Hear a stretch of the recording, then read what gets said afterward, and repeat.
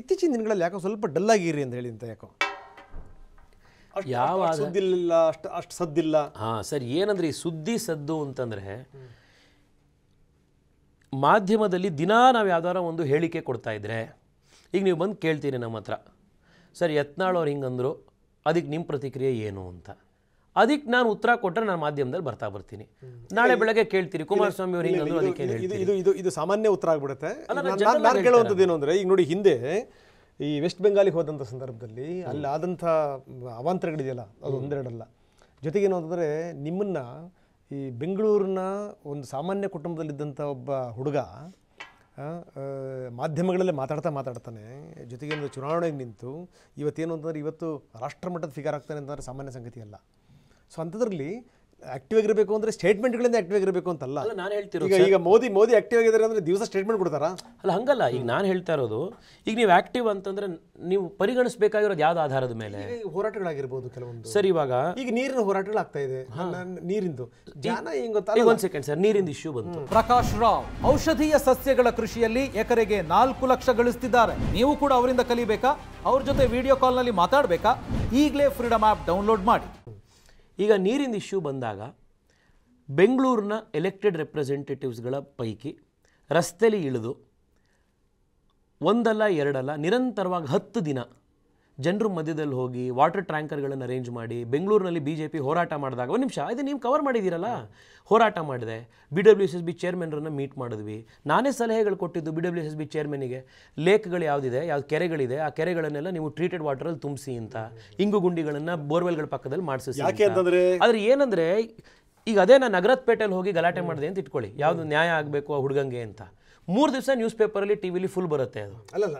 ಆದರೆ ಈಗ ಜನೌಷಧಿ ಕೇಂದ್ರ ನಾನು 130 ಮಾಡಿದೆ, ಅದು ಸೆನ್ಸೇಷನಲ್ ಅಲ್ಲ. ಈಗ ನಾನು ಒಂದು ಸಂಗತಿ ಹೇಳ್ತೀನಿ ನಿಮಗೆ. ನೋಡಿ, ನಾನು ಒಂದು ಪ್ರಶ್ನೆ ನಿಮಗೆ ಕೇಳಬೇಕೇನು ಅಂದರೆ, ಪ್ರಧಾನಮಂತ್ರಿಗಳು ಹೋದಲ್ಲಿ ಬಂದಲ್ಲೆಲ್ಲ ಹೇಳ್ತಾರೆ. ನಾನು ಈ ಪ್ರಶ್ನೆ ನಾನು ವಿಜೇಂದ್ರ ಅವ್ರಿಗೂ ಕೇಳಿ, ನಾನು ಏನು ಕುಟುಂಬ ಆಧಾರಿತ ಪಾರ್ಟಿ, ನಾವು ಕುಟುಂಬದ ಇವರಿಗೆ ನಾವು ನಮ್ಮದು ಆ ರಾಜಕಾರಣ ಅಲ್ಲ ಅಂತ. ನನಗೆ ಅನಿಸುತ್ತೆ ಅದಕ್ಕಿಂತ ಬೆಸ್ಟ್ ಎಕ್ಸಾಂಪಲ್ ಇನ್ಯಾವುದು ಇರೋಕ್ಕೆ ಸಾಧ್ಯ? ನಿಮ್ಮ ಪಾರ್ಟಿಲೇ ಇದೆ. ಯಡಿಯೂರಪ್ಪನವರು ರಾಜ್ಯದ ಮಾಜಿ ಮುಖ್ಯಮಂತ್ರಿಗಳು, ಈಗ CEC ಸದಸ್ಯರು, ಈಗ ಅವ್ರ ಮಗ 3 ಬಾರಿ MP ಆಗಿರುವಂಥವ್ರು, ಈಗ ಮತ್ತೊಮ್ಮೆ ಅದೃಷ್ಟ ಪರೀಕ್ಷೆಗಳಿದ್ದಾರೆ. ಇನ್ನೊಬ್ಬರು ಶಾಸಕರು, ಮತ್ತು ಈಗ BJP ಅಧ್ಯಕ್ಷರು. ಅದಕ್ಕಿಂತ ಬೆಸ್ಟ್ ಎಕ್ಸಾಂಪಲ್ ಬೇಕಾ? ನಿಮ್ಮಲ್ಲೇ ಇಷ್ಟಿರ್ಬೇಕಾದ್ರೆ ನೀವು ಕುಟುಂಬದ ರಾಜಕಾರಣದ ಬಗ್ಗೆ ಮಾತಾಡ್ತೀರಿ. ಸರಿ, ಇವಾಗ ಈಗ ನೀವು ಹೇಳಿದಂಥ 2 ಹೆಸರುಗಳಲ್ಲಿ ಹಲವಾರು ವರ್ಷ ರಾಘವಣ್ಣ ಆಗಿರಲಿ ವಿಜೇಂದ್ರ ಅವರಾಗಿರಲಿ ಕೆಲಸ ಮಾಡಿಕೊಂಡು ಪಾರ್ಟಿಯಲ್ಲಿ ಕಾರ್ಯಕರ್ತರಾಗಿ ಕೆಲಸ ಮಾಡಿದ್ದಾರೆ. ಅವ್ರ ಮನೇಲಿ ಮಲಗಿದ್ರು, ಯಡಿಯೂರಪ್ಪನವ್ರ ಮಗನೋ ಒಂದೇ ಕಾರಣ ಕರ್ಕೊಂಡು ಬಂದು ಅವ್ರನ್ನ ಮಾಡಿದ್ರು, ಹಾಗೇನಲ್ಲ. ಆಮೇಲೆ ಇವತ್ತು ಅಧ್ಯಕ್ಷರಿದ್ದಾರೆ ಅವರು, ಅವರ ಅವಧಿ ಮುಗಿದ ಮೇಲೆ ಮತ್ತೊಬ್ಬರು ಕಾರ್ಯಕರ್ತರ ಅಧ್ಯಕ್ಷರಾಗ್ತಾರೆ, ವ್ಯವಸ್ಥೆ ನಡ್ಕೊಂಡು ಹೋಗುತ್ತೆ.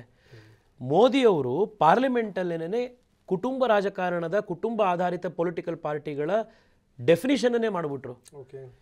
ಒಂದೇ ಫ್ಯಾಮಿಲಿಗೆ ಜೋತು ಬಿದ್ದು ಈ ಫ್ಯಾಮಿಲಿಲಿ ಹುಟ್ಟುವಂಥ ಮಕ್ಕಳೇ ನಾಳೆ ನಮಗೆಲ್ಲವೂ ಸರ್ವಸ್ವ, ಅವರೇ ರಾಜ್ಯಾಧ್ಯಕ್ಷರು, ಅವರೇ ರಾಷ್ಟ್ರೀಯ ಅಧ್ಯಕ್ಷರು, ಅವರೇ ಪ್ರಧಾನಮಂತ್ರಿಗಳು, ಅವರೇ MP ಗಳು, ಇದನ್ನೇ ಮಾಡ್ತಾ ಬಂದಾಗ ಆಗ ಪ್ರಜಾಪ್ರಭುತ್ವ ಎಲ್ಲಿ ಬರುತ್ತೆ ಒಂದು ಪೊಲಿಟಿಕಲ್ ಪಾರ್ಟಿಲಿ ಅಂತ ಅವ್ರು ಪ್ರಶ್ನೆ ಕೇಳಿರುವಂಥದ್ದು. ಸೊ ಈಗ ನಾನು ಹೇಳ್ತಿರೋವಂಥದ್ದು, ಈ ವ್ಯವಸ್ಥೆ ಇವತ್ತು ಎಲ್ಲ ಹಂತದಲ್ಲೂ ಬದಲಾವಣೆ ಆಗಬೇಕಾಗಿದೆ. ದೇಶದ ಮಟ್ಟದಿಂದ ಹಿಡಿದು ಗ್ರಾಮ ಪಂಚಾಯಿತಿಯ ಮಟ್ಟದವರೆಗೂ ಕೂಡ ಎಲ್ಲ ಮಟ್ಟದಲ್ಲೂ ಮಾಡಬೇಕಾಗಿದೆ. ನೀವು ಪ್ರಶ್ನೆ ಕೇಳಬೇಕಾಗಿರೋದು ಏನು ಅಂದರೆ, ಸರ್ 12 ಸೀಟಲ್ಲಿ ಮಕ್ಕಳಿಗೆ ಸೀಟ್ ಕೊಟ್ರಲ್ಲ, ಒಂದೇ ಒಂದು ಕಡೆ ಒಂದು ತುಟಿ ಪಿಟಿ ಕಲ್ಲಿಲ್ವಲ್ಲ ಯಾರೂ. ಒಂದೇ ಒಂದು ಕಡೆ ಇಲ್ಲಪ್ಪ ನಮಗೆ ಸೀಟ್ ಕೊಡಿ, ನಮ್ಮ ಕಾರ್ಯಕರ್ತರಿದ್ದರು, ನಾವಿಲ್ಲಿ ಕೆಲಸ ಮಾಡಿದ್ದೀವಿ ಅಂತ ಪ್ರಶ್ನೆ ಕೇಳೋರು ಒಬ್ಬರಿಲ್ವಲ್ಲ. ಏನು ತೋರಿಸುತ್ತಿದ್ದು? ಎಲ್ಲ ಹಂತದಲ್ಲೂ ಕೂಡ ನಾಯಕತ್ವ ಅನ್ನೋದು ಕಾಂಗ್ರೆಸ್ ಪಾರ್ಟಿಲಿ ದಿವಾಳಿ ಎದ್ದೋಗಿದೆ ಅಂತ ತೋರಿಸುತ್ತೆ. ಸೊ ಅವ್ರು ಹೇಳ್ತಾರೆ, ನೋಡ್ತಾ ಇರಿ ನಾವು 15ರಿಂದ 20 ಗೆಲ್ತೀವಿ ಅಂತ. ಸರ್, ಅವ್ರು ಎಷ್ಟಾದರೂ ಗೆಲ್ತಾರೋ ಬಿಡ್ತಾರೋ ಅದು ಆಮೇಲೆ ಪ್ರಶ್ನೆ. ಈಗ ನೀವು ಕೇಳಿದ್ದಕ್ಕೆ ಏನು ಅಂತಂದರೆ, ಅವ್ರು ಏನೂ ಗೆಲ್ಲಲ್ಲ. ಅವರೇ ಮೊನ್ನೆ ಬರ್ಕೊಂಡಿದ್ದಾರಲ್ಲ ಪೇಪರಲ್ಲಿ ಚೊಂಬು ಅಂತ. ಕರ್ನಾಟಕದ ಜನ ಅಷ್ಟೇ ಅಲ್ಲ, ದೇಶದ ಎಲ್ಲ ರಾಜ್ಯಗಳಲ್ಲೂ ಜನ ಕಾಂಗ್ರೆಸ್ಸಿಗೆ ಚೊಂಬೆ ಕೊಟ್ಟಿರೋದು. ಅಲ್ಲ, ಅವ್ರು ಹೇಳಿದ್ದು BJP ಚೊಂಬು ಕೊಟ್ಟಿದೆ ಅಲ್ಲ. ನಾನು ಬರ್ತೀನಿ, ಫಸ್ಟ್ ಈ ಪಾಯಿಂಟ್ ಮುಗಿಸ್ಬಿಡ್ತೀನಿ ಸರ್. ನಾನು ಈ 12 ಸೀಟಲ್ಲಿ ಒಂದಲ್ಲ ಎರಡಲ್ಲ ಸರ್, 12 ಸೀಟಲ್ಲಿ ಮಕ್ಳಿಗೆ ಸೀಟ್ ಕೊಡ್ತಾರೆ ಅಂತಂದರೆ ಏನು ತೋರಿಸ್ತಾ ಇದೆ ಅದು? ಆ ಕಾನ್ಸ್ಟಿಟ್ಯೂಯೆನ್ಸಿಲಿ ಒಬ್ಬ ಕಾರ್ಯಕರ್ತ ಇಲ್ವಾ ಕಾಂಗ್ರೆಸ್ಸಿಗೆ? ಒಬ್ಬ ನಾಯಕ ಇಲ್ವಾ ಯೋಗ್ಯ ಇರೋನು? ಚುನಾವಣೆ ನಿಂತು ಎದುರಿಸ್ತೀನಿ, BJPನ ನಾನು ಮಣಿಸ್ತೀನಿ ಅನ್ನೋ ಧೈರ್ಯ ತೋರಿಸೋನು. DK ಶಿವಕುಮಾರ್ ಹೇಳ್ತಾರೆ, ಮುಂದಿನ ಭವಿಷ್ಯ ಯುವಕರದು, ಹಾಗಾಗಿ ನಾವು ಹೆಚ್ಚೆಚ್ಚು ಯುವಕರಿಗೆ ನಾವು ಪ್ರಾತಿನಿಧ್ಯ ಕೊಟ್ಟಿವಿ. ನಾವು ಸಂತೋಷ, ಯುವಕರಿಗೆ ಅವಕಾಶ ಮಾಡಿಕೊಡಿ.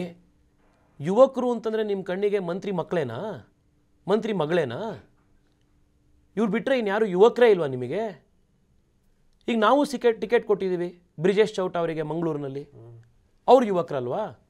ಸೊ ಕಾಂಗ್ರೆಸ್ ಪಾರ್ಟಿಲಿ ನೀವು ಲೀಡರ್ ಆಗಬೇಕು ಅಂತಂದರೆ, ನೀವು ಯುವ ನಾಯಕ ಆಗಬೇಕು ಅಂತಂದರೆ, ನೀನೊಂದು ಫ್ಯಾಮಿಲಿಲಿ ಹುಟ್ಟಿದರೆ ಮಾತ್ರ ಯುವ ನಾಯಕ. ಇಲ್ಲಾಂದರೆ ನೀನು ಯುವನೂ ಅಲ್ಲ, ನಾಯಕನೂ ಅಲ್ಲ. ಇದು ಬಿ ಜೆ ಪಿಲಿ ಏನಿ ಬಂಡಾಯ ಗಲಾಟೆ ಇದು ಎಲ್ಲ ಕಾಣಿಸ್ತಾ ಇದೆ. ಒಂದು ಜೀವಂತ ಇರುವಂಥ, ಗಟ್ಟಿ ಇರುವಂಥ, ಇಂಟರ್ನಲ್ ಡೆಮಾಕ್ರಸಿ ಇರುವಂಥ ಒಂದು ಪೊಲಿಟಿಕಲ್ ಪಾರ್ಟಿಯ ಒಂದು ರಿಫ್ಲೆಕ್ಷನ್ ಇದು. ಸತ್ತೋಗಿರೋ ಪೊಲಿಟಿಕಲ್ ಪಾರ್ಟಿಯಲ್ಲಿ ಟಿಕೆಟ್ ಕೇಳೋಕ್ಕೆ ಜನ ಇಲ್ದಲೇ ಇದ್ದಾಗ, ಚುನಾವಣೆ ನಿಂತ್ಕೊಳ್ಳೋಕ್ಕೆ ಮುಂದೆ ಬರ್ದಲೇ ಇದ್ದಾಗ 12 ಸೀಟನ್ನು ಮಕ್ಕಳಿಗೆ ಕೊಟ್ಟರೆ ಆಯಿತು ಅಂತ ಒಪ್ಕೊಂಡು ಕೆಲಸ ಮಾಡ್ತಾ ಇರುವಂಥ ಜನ ಇದ್ದಾರಲ್ಲ, ಇದು ಸತ್ತೋಗಿರುವಂಥ ನಾಯಕತ್ವದ, ದಿವಾಳಿ ಎದ್ದೋಗಿರುವಂಥ ಒಂದು ನಾಯಕತ್ವದ ಸಂಕೇತ ಇದು.